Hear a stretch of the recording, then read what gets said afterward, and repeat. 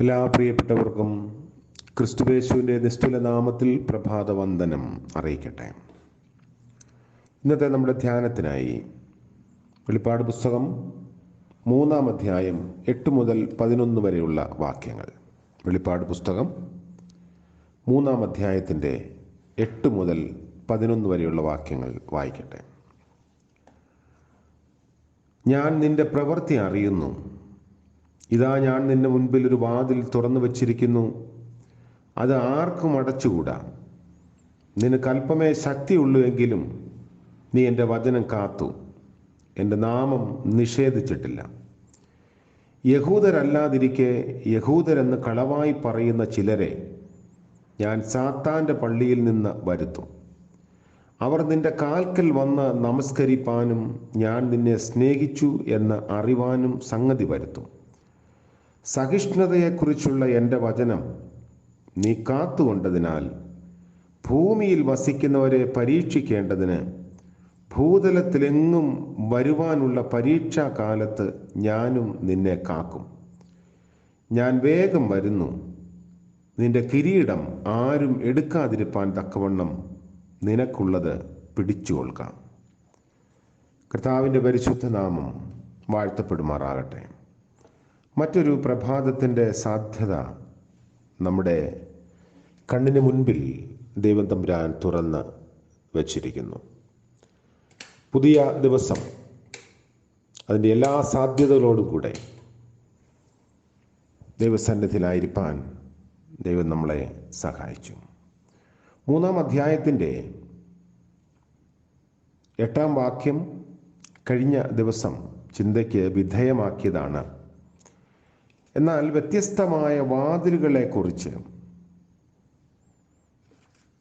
ഒന്നിച്ച് ധ്യാനിക്കാം എന്ന് കരുതുന്നു. വ്യത്യസ്തമായ വാതിലുകൾ. ഒന്ന്, സുവിശേഷ വേലയ്ക്കായിട്ടുള്ള വാതിൽ. തൻ്റെ മുൻപിൽ സുവിശേഷ വേലയ്ക്കുള്ള അവസരങ്ങളും സാധ്യതകളും കണ്ടുകൊണ്ട് പൗലോസ് അപ്പോസ്തലൻ എഴുതുന്നു, മഹത്തരവും ഫലപ്രദവുമായ ഒരു വാതിൽ ഇതാ എനിക്കായി തുറന്നു കിട്ടിയിരിക്കുന്നു. കൊരിന്ത്യർക്ക് എഴുതിയ 1-ാം ലേഖനം 16-ാം അധ്യായത്തിൻ്റെ 9-ാം വാക്യമാണ്. അദ്ദേഹം ത്രോവാസിലെത്തിയപ്പോൾ കർത്താവ് ഒരു വാതിൽ തുറന്നു കൊടുത്തു. 2 കൊരിന്ത്യർ 2-ാം അധ്യായത്തിൻ്റെ 12-ാം വാക്യത്തിലും നമുക്കത് വായിക്കാം. കൊലോസ്യ ക്രിസ്ത്യാനികളോട് പൗലോസ് പറയുന്നു, പ്രസംഗത്തിനായുള്ള വാതിൽ തുറന്നു കിട്ടുവാൻ വേണ്ടി പ്രാർത്ഥിപ്പിൻ. കൊലോസ്യർ 4-ാം അധ്യായത്തിലാണത്. അന്ത്യോക്യയിൽ പൗലോസ് എത്തിയപ്പോൾ ദൈവം വിശ്വാസത്തിൻ്റെ വാതിൽ ജാതികൾക്ക് തുറന്നു കൊടുത്തത് എങ്ങനെയെന്ന് വിവരിക്കുന്നുണ്ട്. അത് അപ്പോസ്തല പ്രവൃത്തി 14-ാം അധ്യായത്തിലാണ് ലൂക്കോസ് പറയുന്നത്. അപ്പോൾ വ്യത്യസ്തമായ വാതിലുകൾ നമുക്ക് വേണ്ടി ഒരുക്കുന്ന ദൈവം. ഫിലദൽഫിയയെ സംബന്ധിച്ച് തികച്ചും ഇത് അനുയോജ്യമാണ്. ഫിലദൽഫിയ ഒരു അതിർത്തി ത്രിവേണിയായിരുന്നു എന്നും ലുദിയ, മ്യൂസിയ, ഫ്രിഗിയ എന്നീ സംസ്ഥാനങ്ങളിലേക്ക് സാംസ്കാരിക വികസനം ഉദ്ദേശിച്ച് സ്ഥാപിച്ച നഗരമാണെന്നും കഴിഞ്ഞ ദിവസം നമ്മൾ കണ്ടിട്ടുണ്ട്. സ്മുർണയുടെ തീരത്ത് നിന്ന് പുറപ്പെട്ട് ഫിലദൽഫിയയിൽ കൂടെ കടന്നു പോകുന്ന രാജപാത ഫ്രിഗിയയിലൂടെയും ആസ്യയുടെ പ്രധാന ഭാഗങ്ങളിലൂടെയും കടന്ന് പൂർവദേശത്ത് എത്തിയിരുന്നു. രാജകീയ തപാൽ ത്രോവാസിൽ നിന്ന് പുറപ്പെട്ട് പെർഗമോസ്, തുയഥൈര, സർദീസ് എന്നീ നഗരങ്ങളിൽ കൂടെ ഫിലദൽഫിയയിൽ എത്തിച്ചേർന്നിരുന്നു. അതുമാത്രമല്ല, കൈസരുടെ പട്ടാള വിഭാഗങ്ങളും കച്ചവടക്കാരും ഈ പാതയിലൂടെയാണ് സഞ്ചരിച്ചുകൊണ്ടിരുന്നത്. ഈ പാത ഉപയോഗിച്ച് ആസ്യയുടെ വിവിധ ഭാഗങ്ങളിൽ സഞ്ചരിച്ച് ഫിലദൽഫിയ കേന്ദ്രമായി പ്രവർത്തിക്കാൻ ഇപ്പോൾ ഇതാ ക്രിസ്തീയ സുവിശേഷ വേലക്കാർക്ക് അവസരവും ലഭിച്ചിരിക്കുന്നു. മാതൃഭൂമിയിൽ സുവിശേഷ വേലയ്ക്കായി തുറക്കപ്പെട്ടിരിക്കുന്ന വാതിലുകൾ കണ്ടുപിടിച്ച് ഉപയോഗിക്കുക എന്നതാണ് സഭയുടെ പ്രാഥമികമായ കർത്തവ്യം. അല്പത്തിൽ വിശ്വസ്തനായിരുന്നാൽ സഭാനാഥൻ അധികം ചുമതലകൾ ഭരമേൽപ്പിക്കും. ഫിലദൽഫിയയിലെ സഭയുടെ വിശ്വസ്തതയ്ക്ക് പ്രതിഫലമായി കൂടുതൽ അവസരങ്ങളും ചുമതലകളും ക്രിസ്തു അവർക്ക് നൽകുന്നു. രണ്ടാമത്തേത്, ക്രിസ്തുവാകുന്ന വാതിൽ. ഞാൻ വാതിലാകുന്നുവെന്ന് യേശു പറയുന്നു. യോഹന്നാൻ 10-ാം അധ്യായത്തിൽ നമ്മളത് വായിക്കുന്നു. ക്രിസ്തു ആകുന്ന വാതിലിൽ കൂടെ ദൈവസന്നിധിയിലേക്ക് പ്രവേശിക്കാൻ ഫിലദൽഫിയയിലെ നിവാസികൾക്ക് ദൈവം ഒരു വലിയ അവസരം നൽകിയിരിക്കുകയാണ്. മൂന്നാമത്, മശിഹ സമൂഹത്തിലേക്ക് ഉള്ള ഒരു പ്രവേശനമാണ്. യേശുക്രിസ്തുവിൻ്റെ വരവോടുകൂടെ പുതിയ യുഗം ആരംഭിച്ചു കഴിഞ്ഞു. ദാവീദിൻ്റെ പുതിയ രാജ്യം ഉദ്ഘാടനം ചെയ്യപ്പെട്ടിരിക്കുന്നു.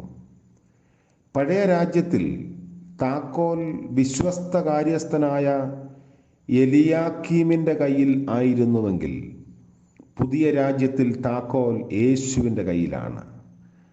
അതുതന്നെയല്ല, ക്രിസ്തു വാതിൽ തന്നെയാണ്. മറ്റൊന്ന്, പ്രാർത്ഥനയാകുന്ന വാതിൽ. പ്രാർത്ഥനയാകുന്ന വാതിലിലൂടെ ദൈവസന്നിധിയിലേക്ക് പ്രവേശിക്കാൻ ക്രിസ്തു വാതിൽ തുറന്നിരിക്കുന്നു. അതാരും അടച്ചു കളയില്ല. അതാണ് ഏറ്റവും സുന്ദരമായ വശ്യമായ ഒരു വാഗ്ദാനം നമുക്കിവിടെ ലഭിക്കുന്നത്. ആർക്കും അടച്ച് കളയാൻ സാധിക്കാത്ത വാതിൽ. വാഗ്ദാനത്തിൻ്റെ അവകാശികൾ ആരൊക്കെയാണ് എന്ന് നമ്മൾ തുടർന്ന് കാണുന്നു. 9-ാം വാക്യത്തിൽ ഉയിർത്തെഴുന്നേറ്റ ക്രിസ്തുവിൻ്റെ വാഗ്ദാനവും പ്രവചനവും കാണുമ്പോൾ ഇന്ന് ക്രിസ്ത്യാനികളെ ദ്വേഷിച്ച് ദുഷിച്ചു പറയുന്ന യഹൂദർ ഭാവിയിൽ ഒരിക്കൽ അവരുടെ മുൻപിൽ മുട്ടുകുത്തും എന്ന ഒരു ചിത്രമാണ് ദർശിക്കുന്നത്. ദൈവം ചരിത്രത്തിൽ പ്രവേശിച്ച് തൻ്റെ ജനത്തെ രക്ഷിക്കുമെന്നും സർവ്വദേശക്കാരും ഭാഷക്കാരും യഹൂദന്മാരുടെ മുൻപിൽ വണങ്ങുമെന്നുമുള്ള പ്രതീക്ഷ പുതിയ യുഗത്തെപ്പറ്റി യഹൂദ ജാതിക്ക് ഉണ്ടായിരുന്നു. യെശയ്യാപ്രവാചകൻ ഇത് ആവർത്തിച്ച് പറയുന്നുണ്ട്. 60-ാം അധ്യായത്തിലും 45-ാം അധ്യായത്തിലും 49-ാം അധ്യായത്തിലൊക്കെ നമുക്കത് കാണാം. സഖറിയ പ്രവാചകനും ഇങ്ങനെ തന്നെ പറയുന്നു. സഖറിയാവ് 8-ാം അധ്യായത്തിൽ ഈ യഹൂദ പ്രത്യാശയെ യോഹന്നാൻ എടുത്ത് ക്രിസ്തീയ സഭയ്ക്ക് നൽകുകയാണ്. യഹൂദജാതി ദൈവത്തിൻ്റെ ഉദ്ദേശത്തിൽ നിന്ന് വ്യതിചലിക്കുകയാൽ ദിവ്യ പദ്ധതിയിൽ നിന്ന് തള്ളപ്പെട്ടുവെന്നും പകരം ക്രിസ്തു സഭയ്ക്ക് സ്ഥാനവും പദവിയും നൽകിക്കൊടുത്തുവെന്നും പൗലോസ് അപ്പോസ്തലൻ പഠിപ്പിച്ചു. ക്രിസ്തു സഭ പുതിയ ഇസ്രായേലാണ്. അതുകൊണ്ട് ഇസ്രായേൽ ജാതിക്ക് ദൈവം കൊടുത്ത വാഗ്ദത്തങ്ങളും പദവികളുമെല്ലാം ക്രിസ്തു സഭയുടെ അവകാശമായി ഭവിച്ചിരിക്കുന്നു. ഫിലദൽഫിയയിലെ സഭ വിശ്വസ്ത സഭ ആയിരിക്കുന്നതിനാൽ ഈ വാഗ്ദാനം സ്വായത്തമാക്കിയിരിക്കുന്നു. നീ എൻ്റെ വചനം കാത്തു, എൻ്റെ നാമം നിഷേധിച്ചിട്ടില്ല. ഉയിർത്തെഴുന്നേറ്റവനായ ക്രിസ്തു അരുളി ചെയ്യുന്നു, നിങ്ങൾ എൻ്റെ കൽപ്പനകൾ കാത്തുകൊള്ളുന്നതിനാൽ ഞാൻ നിങ്ങളെയും കാത്തുകൊള്ളും. യേശുക്രിസ്തുവിനോട് വിശ്വസ്തരായിരിക്കുന്നവർക്ക് പ്രതിഫലം നിശ്ചയമായും ഉണ്ട് എന്നത് 10-ാം വാക്യത്തിൽ പറയുന്നു. സഹിഷ്ണുതയെക്കുറിച്ചുള്ള എൻ്റെ വചനം കാത്തുകൊണ്ടതിനാൽ പരീക്ഷാകാലത്ത് ഞാൻ നിന്നെ കാക്കും. അതെത്ര മനോഹരമായിട്ടുള്ള ഒരു വാഗ്ദാനമാണ്. ഏത് പരീക്ഷയുടെ കാലത്തും കാത്തുകൊള്ളാമെന്ന ദൈവത്തിൻ്റെ മുന്നറിയിപ്പ്. പരീക്ഷയില്ലാതെ ഭൂമിയിൽ ആർക്കും ഒരു പ്രമോഷൻ ലഭിക്കില്ല. ഏതെങ്കിലും തരത്തിലുള്ള പരീക്ഷകളിലൂടെ കടന്നുപോയെങ്കിൽ മാത്രമേ നമുക്കൊരു പ്രമോഷൻ അല്ലെങ്കിൽ മുൻപിലേക്ക് പ്രവേശിക്കാൻ സാധിക്കുകയുള്ളൂ. ഇല്ലെങ്കിൽ ഒരേ ക്ലാസ്സിൽ തന്നെ കിടക്കേണ്ടി വരും. ജീവിതത്തിൻ്റെ ആത്മീക പാഠശാലകൾ ധാരാളം പരീക്ഷകൾ നമുക്ക് നൽകുമ്പോൾ അവിടെ തളർന്നു പോകാതിരിക്കാനുള്ള ശക്തി കർത്താവ്, ഉയിർത്തെഴുന്നേറ്റവനായ കർത്താവ് നമുക്ക് നൽകും എന്ന വാഗ്ദാനം ഏറെ ശ്രേഷ്ഠമാണ്. അതുകൊണ്ട് പുതിയ ദിനത്തിൻ്റെ പ്രഭാതത്തിൽ നമുക്ക് ഈ ഒരു വാഗ്ദാനം മുറുകെ പിടിക്കാം. 11-ാം വാക്യം വായിക്കുമ്പോൾ വാഗ്ദാനവും മുന്നറിയിപ്പും ഒന്നിച്ച് അവിടെ വരുന്നുണ്ട്. ഉയിർത്തെഴുന്നേറ്റ ക്രിസ്തു പറയുന്നു, ഇതാ ഞാൻ വേഗം വരുന്നു, യേശുക്രിസ്തുവിൻ്റെ പുനരാഗമനം പുതിയ നിയമത്തിൽ വ്യത്യസ്തമായ ഉദ്ദേശങ്ങളോടുകൂടെയാണ് എടുത്ത് പറയുന്നത്. അതിനെക്കുറിച്ച് നമുക്ക് അടുത്ത ധ്യാനത്തിൽ പങ്കുവയ്ക്കാമെന്ന് ആഗ്രഹിക്കുന്നു. അപ്പോൾ ഇന്നത്തെ പകൽക്കാല ജീവിതത്തിൽ ഈ പ്രതിഫലം, ദൈവം നമുക്ക് വേണ്ടി ഒരുക്കിയിരിക്കുന്ന പ്രതിഫലത്തെക്കുറിച്ചുള്ള പ്രത്യാശയും ആ ഒരു വലിയ ധൈര്യവും നമ്മെ മുന്നോട്ട് നയിക്കട്ടെ. പരീക്ഷയുടെ കാലത്ത് നമ്മോട് കൂടെ ഇരിക്കുന്ന ഒരു ദൈവമുണ്ട്. തനിയെ പരീക്ഷയ്ക്ക് വേണ്ടി നമ്മളെ പറഞ്ഞു വിടുന്ന ദൈവമല്ല, കൂടെ ഇരിക്കുന്ന ദൈവം. നമുക്ക് സഹിക്കാനാവാത്ത പരീക്ഷകൾ നൽകിയിട്ടില്ല എന്ന എബ്രായ ലേഖകൻ്റെ വാക്കുകളും ഇതിനോട് ചേർന്ന് നിൽക്കുന്നു. അനുഗ്രഹിക്കപ്പെട്ട ഒരു പുതിയ പകൽക്കാലം നമുക്കേവർക്കും ദൈവം നൽകട്ടെ. പ്രാർത്ഥിക്കാം. കാരുണ്യവാനായ വാഴ്ത്തപ്പെട്ട ദൈവമേ, പുതിയ ദിനത്തിൻ്റെ പ്രഭാതത്തിൽ അവിടുത്തെ സന്നിധിയിലേക്ക് അടിയങ്ങൾ ചേർന്ന് വരുന്നു.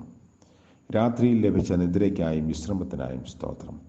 അനുഗ്രഹത്തിൻ്റെയും നിറവിൻ്റെയും ഒരു പുതിയ പകൽ നൽകണമേ. അവിടുന്ന് ഞങ്ങൾക്ക് നൽകുന്ന വാഗ്ദാനവും അതിൻ്റെ പ്രതിഫലവുമൊക്കെ പ്രാപിപ്പാൻ, അനുഭവിപ്പാൻ സഹായിക്കണമേ. ഇന്നത്തെ പ്രവൃത്തികളിലും യാത്രകളിലും ആവശ്യങ്ങളിലും ഒക്കെ അവിടുന്ന് കൂടെ ഇരുന്ന് വഴിയായും വാതിലായും ഒപ്പമുണ്ടായിരിക്കണമേ. ജന്മദിനം ആഘോഷിക്കുന്ന പ്രിയപ്പെട്ടവരെയും വിവാഹവാർഷികം ആഘോഷിക്കുന്നവരെയും ഓർത്ത് പ്രാർത്ഥിക്കുന്നു. അനുഗ്രഹത്തിൻ്റെ നന്മയുടെ പുതുവർഷം നൽകണമേ. യേശുമശിഹ മൂലം ഞങ്ങളുടെ പ്രാർത്ഥന കൃപയോടെ കേൾക്കുമാറാകണമേ. ആമേൻ. ത്രിയേക ദൈവത്തിൻ്റെ കരുണയും കാവലും നാം എല്ലാവരോടും കൂടെ ഇപ്പോഴും എപ്പോഴും എന്നേക്കും ഉണ്ടായിരിക്കുമാറാകട്ടെ. ആമേൻ.